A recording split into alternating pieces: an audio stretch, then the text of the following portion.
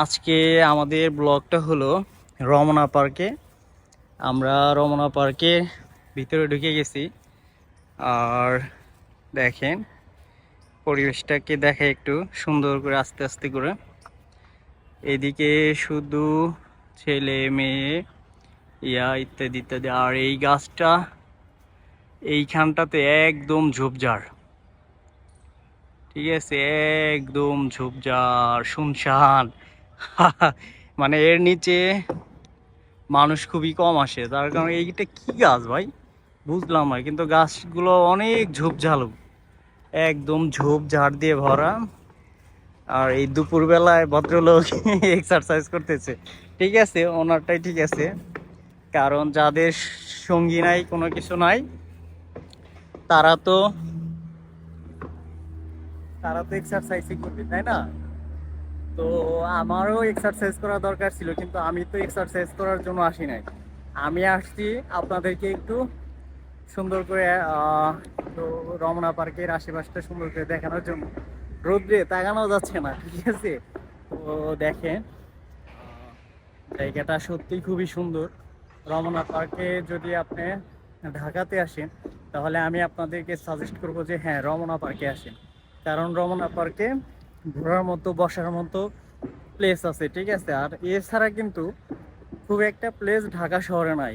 তার কারণ হলো ঢাকা শহর শুধু চার দেওয়ালের শহর। এইখানে এইখানে মানুষের থাকা, বসবাস করা খুবই কঠিন, সারভাইভ করাও খুবই কঠিন। তো সেই জায়গায় আপনি ফ্রি স্পেস কই পাবেন, তাই না? তো ফ্রি স্পেস পাওয়া যায় না।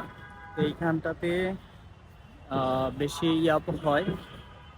এইখান ঢাকাতে আপনি শুধুমাত্র করতে পারবেন। এই দুই একটা পার্ক আছে, তাও খুব বেশি জায়গায়ও নাই, দুই একটা জায়গায় আছে, ঠিক আছে। ওই দুই একটা জায়গায় আপনার ঘোরা যায়। অন্য অন্য জায়গায় তো টিকিট মিকিট লাগে, ঠিক আছে, কিন্তু রমনা পার্কে কিন্তু টিকিট লাগে না। রমনা পার্ক একদম সবার জন্য ফ্রি। এই জায়গাটাতে সব সময় মানুষজনে ভরপুর থাকে, সকাল বিকাল দুপুর অল টাইম খোলা। হয়তো বা 6টা বা 8টা এরকম সময় হয়তো বা বন্ধ থাকে। তো তাছাড়া বেশিরভাগ সময় এইটা কিন্তু ফাঁকাই থাকে, ঠিক আছে।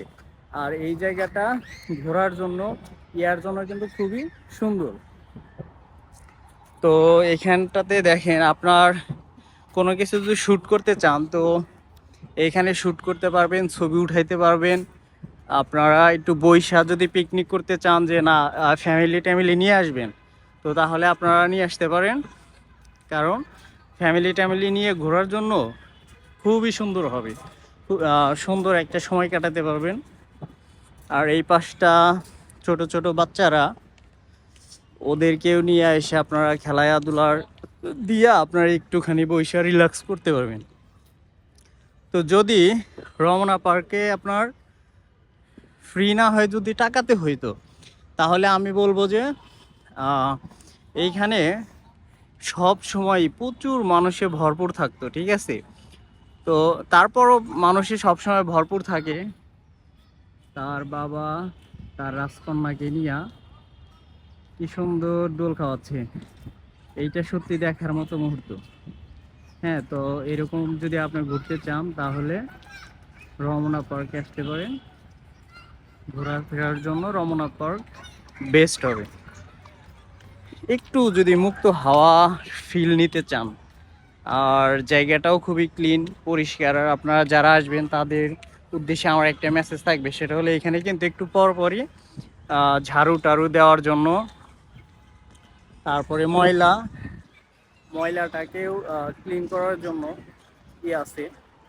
তো আপনারা এখানে এসে চিপস বা জুস টুস যাই খাবেন, তো নির্দিষ্ট স্থানে ময়লাগুলা ফেলায় রাখবেন। হ্যাঁ, পরিবেশ নষ্ট করা যাবে না, পরিবেশ নষ্ট করবেন না। তো এই তো ছিল। তারপর এই পাঁচটাতে বাচ্চাদেরই, কিন্তু কে মানে বাচ্চাদেরই, তাই না? সবারই তো একটু করে মন চায় যে একটুখানি করে ঘুরবে। তো এইখানে ফটোশুট করতেছে ওরা। আর ও বাবা, ওই পাশটাতে ওরা হলো ওইটাতে জিম করতেছে এই পাশে এই ভাইয়া ছবিটুকু উঠাচ্ছে।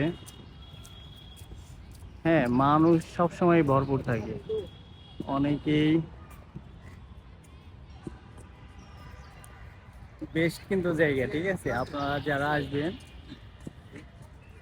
তো আসলে এই জায়গাটাতে ঢাকাতে আসলে, বেসিক্যালি ঢাকাতে আসলে বিভিন্ন ইয়াতে যাওয়ার আগে আপনাদেরকে আমার সাজেশন একটাই যে রমনা পার্কে আসবেন।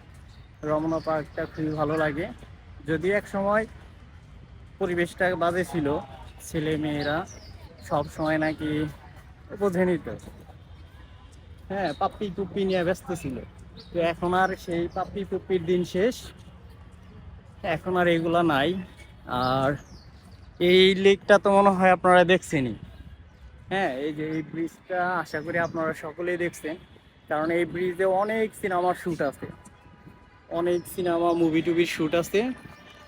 আবার ওই যে ওই পাশটা যে দেখা যাচ্ছে, ওইখানেও অনেক সিনেমা নাটক টাটকের শ্যুট দেখা যায়, ঠিক আছে। তো জায়গাটা আসলেই সুন্দর, ভালো লাগে। তো এই জন্য মনে হলো যে না, আপনাদের জন্য একটু একটা ব্লগ করি, একটা ভিডিও দেওয়া যায়। হ্যাঁ, যখন পুরোপুরি পানি থাকে তখনও কিন্তু অনেক সুন্দর লাগে। আর এখানে আপনার বোট, কাইকিং ফাইকিং যাই বলি না কেন, এগুলো করতে চাইলে আপনারা এখানে এসে কাইকিং ফাইকিং করতে পারেন। যাদের বোট বা নৌকা চালানোর অভ্যাস বা ইচ্ছা আছে, তারা এইখানে এসে বোট বা নৌকা টোকা চালাইবেন, চালাইলে আপনারা অনেক মজা পাবেন। কিন্তু যাদের গার্লফ্রেন্ড নাই তারা আসলে কিন্তু ভাই মহাবিপদে পড়বেন, ঠিক আছে। কেন যে আহ, কেন সবারটা যখন দেখবেন তখন কিন্তু নিজের আর ভালো লাগবে না। হ্যাঁ, আহ, চেষ্টা করবেন নিজের ফ্যামিলিকে নিয়ে আসার। হ্যাঁ, একা একা আসলে ভালো লাগবে না তা না, কারণ সবার সব কীর্তিকলাপ বা সবার আনন্দ দেখলে নিজের কাছেও কিন্তু আনন্দ লাগে। হ্যাঁ, সবার যখন আনন্দটা দেখবেন আপনি, তখন কিন্তু নিজের কাছেও ভালো লাগবে বা আনন্দ লাগবে। এইখানে আসলে, হ্যাঁ, আইসা করতে, আচ্ছা আচ্ছা ঠিক আছে। হ্যাঁ হ্যাঁ, ওইটা ওই যে রানিং এর উপর ছিল, তো আসবে না, ওইটা সমস্যা নাই, কেটে দিবনি। তো ভাই বললো যে উনি নাকি আমার লাইভে চলে আসছে, ঠিক আছে, বললাম সমস্যা নাই, আমি আপনাদের ইয়াটা কেটে দেব, নো প্রবলেম। কারণ কেউ যদি না চায়, হ্যাঁ,